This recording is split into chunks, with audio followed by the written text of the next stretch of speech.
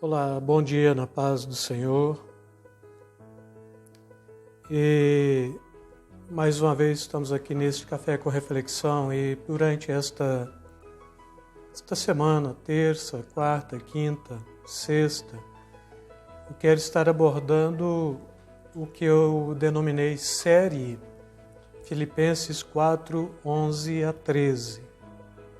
Mas antes de começarmos, eu gostaria de convidá-lo a deixar aí o seu like, fazer sua inscrição àqueles que ainda não são inscritos, deixe seu comentário e se a mensagem foi boa para você, também te convido a compartilhar com outras mais pessoas que você acha talvez necessário que tenha sido interessante para que elas também possam partilhar. E a abertura nesta manhã é Filipenses 4, de 1 a 13, como série, né? Então a gente vai estar falando aí quatro vezes consecutivas. E Paulo ele está dizendo o seguinte à igreja de Filipe, ou de Filipos: não digo isto como por necessidade, porque já aprendi a contentar-me com o que tenho. Sei estar abatido e sei também ter abundância. Em toda maneira e em todas as coisas estou instruído, tanto a ter fartura como a ter fome, tanto a ter abundância como a padecer necessidade. Porém, posso todas as coisas naquele que me fortalece. Quando a gente faz esta leitura e quando a gente lê o Velho Testamento como um todo, tudo o que a gente vai pegar de pauta ou de ensinamento é o que Cristo nos ensinou. E o que eu diria hoje é que boa parte das nossas igrejas não ensinam hoje aquilo que de fato Cristo nos ensinou. Começando com o conceito de o que é o Evangelho. Do ponto de vista bíblico mesmo, Evangelho é boas novas, ou novas de paz, que consiste nesta proposta de trazer uma nova possibilidade para o homem, não é? E cuja mensagem, eu diria que principal, ela encontra em Coríntios, 2 Coríntios, capítulo 5, versículo 19, que a Bíblia diz que Deus estava em Cristo reconciliando consigo mesmo o mundo, não levando em conta as transgressões dos seres humanos, e nos encarregou do ministério da mensagem da reconciliação. Então Deus estava em Cristo reconciliando o mundo e hoje é a incumbência de todo cristão a mensagem ou ministério da reconciliação. Agora, quando a gente para analisar isto, a compreensão é que Cristo ele cumpriu todo tipo de justiça proposta por Deus ao nosso favor. E quando a gente fala que ele cumpriu todo tipo de justiça de Deus ao nosso favor, até aí é uma mensagem bonita, porque então Deus estava em Cristo reconciliando o mundo e trouxe a nós o ministério da reconciliação, ou nos fez mensageiros da reconciliação. Perfeito. Agora, a segunda parte desta mensagem talvez não seja uma mensagem bonita para muitos, para aqueles que se intitulam cristãos. Agora, por quê? Porque é uma mensagem de humilhação, uma mensagem do Deus que se fez homem, suportando todo tipo de tentação que todos os homens são tentados e não suportaram. Ainda Hebreus capítulo 4, versículo 15 diz: porque não temos um sumo sacerdote que não possa compadecer-se das nossas fraquezas, porém em que, como nós, em tudo foi tentado, mas não pecou, ou dependendo da versão, mas sem pecado.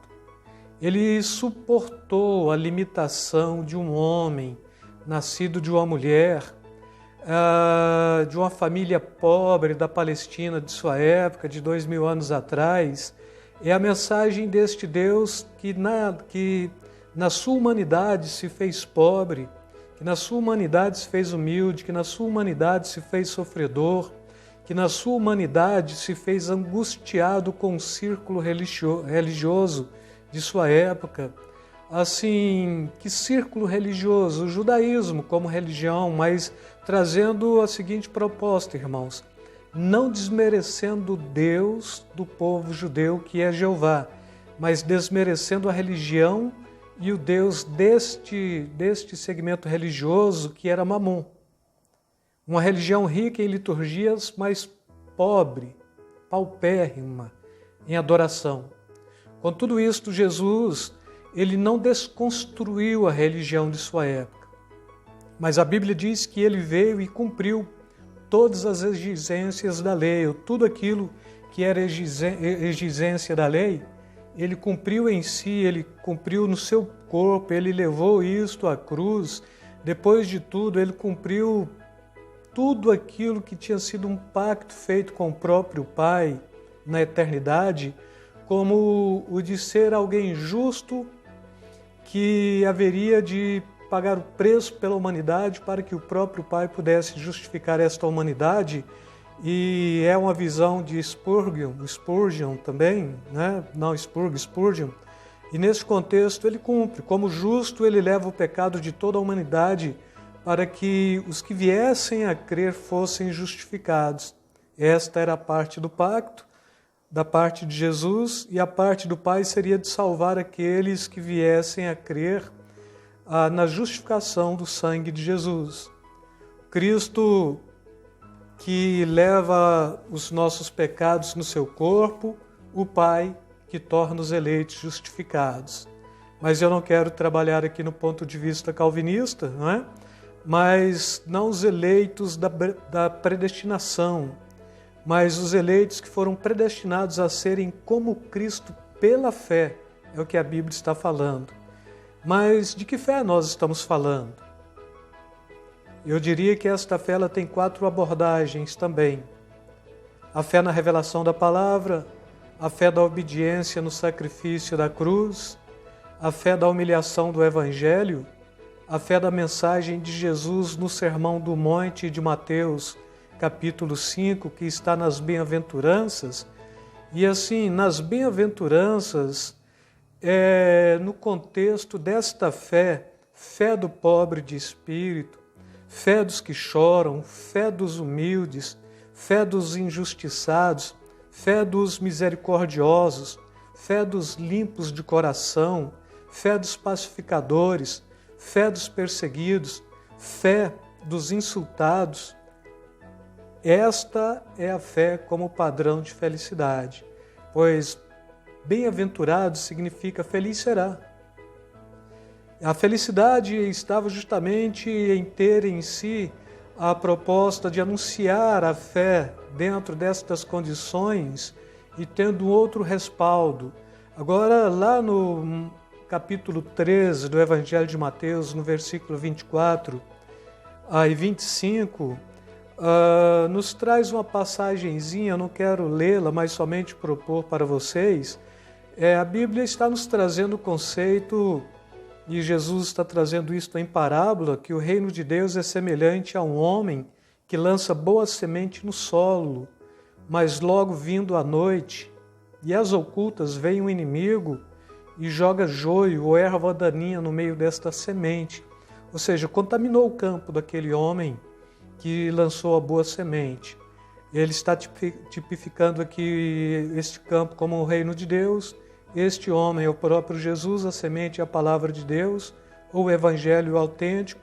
Este inimigo é Satanás, e que lança joio, ele está lançando todo tipo de proposta para confundir a mensagem do evangelho, e com isto surge o oposto desta fé das bem-aventuranças, e eu diria que é a fé dos aventureiros. A fé dos aventureiros, ela vai totalmente oposta à fé das bem-aventuranças. É a fé do arrogante, é a fé dos que fazem chorar, é a fé dos prepotentes, é a fé dos soberbos, é a fé dos de coração duvidosos, é a fé dos contenciosos, é a fé dos perseguidos, é a fé dos que insultam, transformando o evangelho algo como um empreendimento financeiro, algo como uma grande organização, algo como uma barganha do toma lá, dá cá, algo como uma grande instituição de CNPJ que, por entidade religiosa, Cristo anulou a sua carne na cruz do Calvário, e aqui esta entidade religiosa surge de novo com o codinome de cristianismo institucionalizado e que traz em si este CNPJ desta instituição como finanças. O apóstolo Paulo condena como sendo avareza, não é? Como pirâmides, promete finanças, riquezas, bem materiais, e a maior riqueza do reino de Deus é espiritual, é a salvação da própria alma. Também esta fé do CNPJ, da instituição, é a fé da entidade de cunho político eleitoreira. Então muitos já fazem da igreja hoje um curral eleitoral, já lançando seus fiéis como seus pastores, como membro, com a obrigatoriedade que cada fiel ele tem que votar e arrumar um ou dois ou três outros eleitores para eleger este pastor ou este candidato da própria igreja. Cristo nada tem a ver com isto. Cristo Jesus disse não a esta proposta. Para isto, no passado, é que ele veio resgatar os homens desta armadilha, deste tipo de fé do empreendimento financeiro, da organização, do toma lá, dá cá, da instituição de CNPJ e assim por diante. O apóstolo Paulo diz que o grande lucro da igreja é a piedade com contentamento. E daí é 1 Timóteo capítulo 6, versículos 6 a 8, Paulo falando, ele diz, de fato, a piedade com contentamento é grande fonte de lucro, pois nada trouxemos para este mundo e dele nada podemos levar. Por isto, tendo que comer e com que se vestir, estejam com isto satisfeitos. Agora, o que fazer? Optar. Qual é a sua opção? O estar debaixo do espírito desta igreja, reformada ou não reformada, mas que é capitalista, onde seus líderes são reconhecidos como chefe de Estado, estar debaixo do Espírito Santo de Deus, que te conduz a toda a verdade. A escolha é sua.